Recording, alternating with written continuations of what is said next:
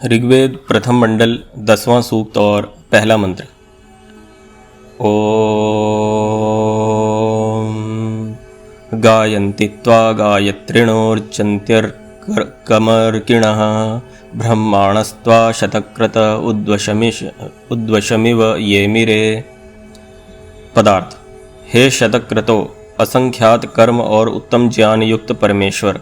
ब्रह्माणः, जैसे वेदों को पढ़कर उत्तम उत्तम क्रिया करने वाले मनुष्य श्रेष्ठ उपदेश, गुण और अच्छी अच्छी शिक्षाओं से वंशम, अपने वंश को उद्यमिरे, प्रशस्त गुणयुक्त करके उद्यमवान करते हैं, वैसे ही गायत्रिणः, जो गायत्र अर्थात प्रशंसा करने योग्य छंद राग आदि पढ़े हुए धार्मिक और ईश्वर की उपासना करने वाले हैं, वे पुरुष त्वा आपकी गायंती साम वेद आदि के गानों से प्रशंसा करते हैं, तथा अर्किणः, अर्क अर्थात जो कि वेद के मंत्र पढ़ने के नित्य अभ्यासी हैं, वे अर्कम सब मनुष्यों को पूजने योग्य त्वा आपका अर्चंती नित्य पूजन करते हैं।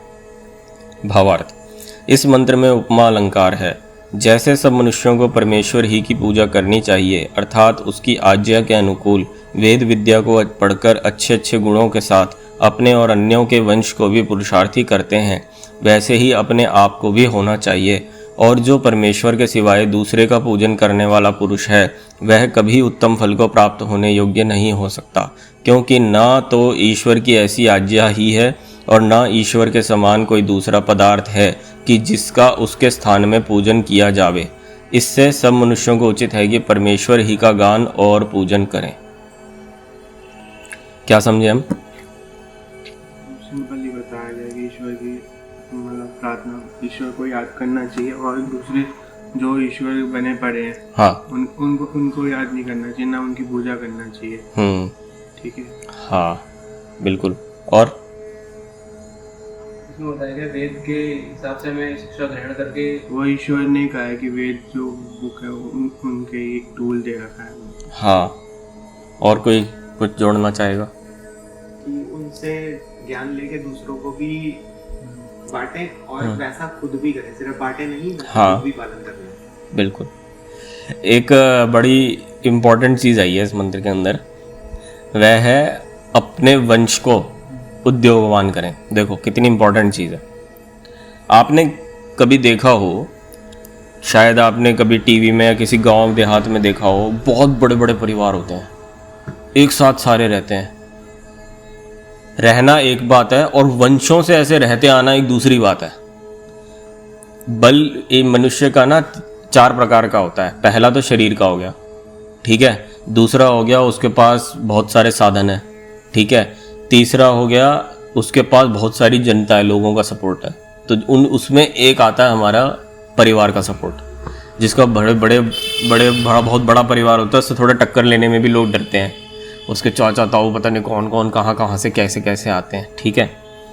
तो ऐसे जो बड़े बड़े परिवार होते हैं, ये तब बन पाते हैं, अधिकांश जो बिल्कुल पूर्ण सुख ले पाते हैं, वे तब होते हैं जो कि ना ईश्वर की आज्ञाओं का हर एक परिवार का मेंबर पालन करता है, जिन्होंने परंपरा में वेद को शामिल किया हुआ है। जैसे कि सपोज हम जैसे चर्चा कर रहे हैं, ऐसे वे लोग अपने घरों में चर्चा करते हैं। वे सब के सब लोग नित्य यज्ञ करते हैं अपने घर में 10-15 मिनट निकाल के। ये उनका प्रतिदिन का कार्य है। उनके बाद वाली जो पीढ़ी है वह भी यही सीखेगी। मान लो आज आपकी शादी नहीं हुई, आपका छोटा बच्चा है, वह आपको डेली यज्ञ करता हुआ देखेगा, तो क्या उसमें संस्कार नहीं पैदा होंगे यज्ञ करने के? जिस दिन आप नहीं करोगे आपको टोक देगा। और बच्चों में बहुत जल्दी इसका असर पड़ता है। छोटे बच्चे जो देखते हैं ना अपने घरों में कि क्या हो रहा है उनके घर में, तो ये जो शुभ संस्कार होते हैं, सत्संग करने का, स्वाध्याय करने का, ये इससे क्या होता है, परिवार बड़ा भी होता है, शक्तिशाली भी बहुत होता है। भाई जो भी ईश्वर की आज्ञा का अनुपालन करेगा वह शक्तिशाली तो होगा ही, सीधी सी बात है। अभी अगर पूरे समूह में पालन होगा तो समूह शक्तिशाली होगा, समाज पालन करेगा तो समाज शक्तिशाली होगा, पूरा राष्ट्र पालन करेगा तो राष्ट्र शक्तिशाली होगा, पूरा संसार पालन करेगा तो पूरे संसार में कोई लफड़ा फसाद ही नहीं होगा, सब सुख से रहेंगे, है ना। तो जो ऐसे व्यक्ति हैं जो स्वयं, जैसे हम लोग हैं, हम लोग स्वाध्याय कर रहे हैं, अर्थों को जानने की कोशिश कर रहे हैं और ईश्वर की आराधना कर रहे हैं एक तरह से, तो ये जो ईश्वर का पूजन है, ईश्वर की स्तुति है, ये एक तरह से मंत्र प्रेरित कर रहा है कि हमें सबसे पहले तो अपने परिवार में ऐसा करना चाहिए। और परिवार के साथ अपने पूरे समाज में इसके लिए प्रेरित करना चाहिए। हम किसी का गला पकड़ के नहीं करा सकते, पर ये जब तक ईश्वर की प्रेरणा नहीं होगी ना व्यक्ति के मन में, तो वो खुद नहीं करेगा इस चीज़ को। आप समझ रहे हो? एक कल ही पंडित गुरुदत्त विद्यार्थी जी की जयंती गई है, ठीक है। आर्य समाज के बहुत बड़े मूर्धन्य विद्वान थे पंडित गुरुदत्त विद्यार्थी, जो कि आज़ादी से पहले जो बहुत कम पढ़े लिखे भारतीय होते थे ना, बड़े हाई लेवल के, उनमें से एक थे। पंडित गुरुदत्त विद्यार्थी जी के बारे में ये बताया जाता था कि जब वो किसी स्टॉल पे जाते थे ना किताब देखने के लिए, तो उन्हें ना किताब नहीं देखने देता था दुकानदार। तो कोई कहता था भाई देखने दे, तो कहेगा भाई अगर ये देख लेगा ना तो ये पन्ने पलटते पलटते पढ़ लेता पूरी पुस्तक। ये इतना मेधावी व्यक्ति था, ठीक है। तो ऐसे व्यक्ति के मन, ये व्यक्ति ना नास्तिक किस्म का था, ये ईश्वर को नहीं मानता था। इंग्लिश पढ़े हुए थे उस टाइम के, तो ये नहीं मानते थे। परंतु जब इन्होंने देखा स्वामी दयानंद सरस्वती को अपने आंखों के सामने, उनकी चीज़ों को समझा, तो ये बहुत बड़े आस्तिक बने ईश्वर के। ऐसा नहीं था कि स्वामी दयानंद सरस्वती ने इनको आस्तिक बनाने की कोशिश की थी, कुछ नहीं किया था। ये तो ईश्वर की जब प्रेरणा होती है ना, तभी व्यक्ति धार्मिक बनता है, वरना नहीं होता है। समझ रहे हो? तो फिर भी ये है कि व्यक्ति अगर ऐसा कभी हो उसके सामने उपलब्ध की वेद हैं, तो उसको उसका लाभ लेना चाहिए। समझ रहे हो?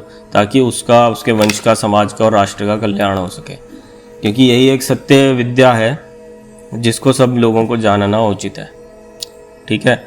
और दूसरी बात, जैसे ध्रुव ने कही कि ईश्वर के अलावा किसी का पूजन करना नास्तिकता है, वह आस्तिकता नहीं है। किसी को भी ईश्वर मान के, ईश्वर को छोड़ के किसी को भी ईश्वर मान के पूजेंगे तो वह नास्तिकता कही जाएगी, ठीक है। और नास्तिकता एक बहुत बड़ा दोष है। इस नास्तिकता की वजह से बड़े बड़े राजा युद्ध हार जाते हैं, चाहे उनके पास कुछ भी हो, सब हार जाते हैं, कुछ नहीं बचता, ठीक है। तो ये बहुत ज़रूरी है हम अपने जीवन में आस्तिक हों, परमेश्वर की उपासना हम नित्य करते रहें, ठीक है। कोई प्रश्न?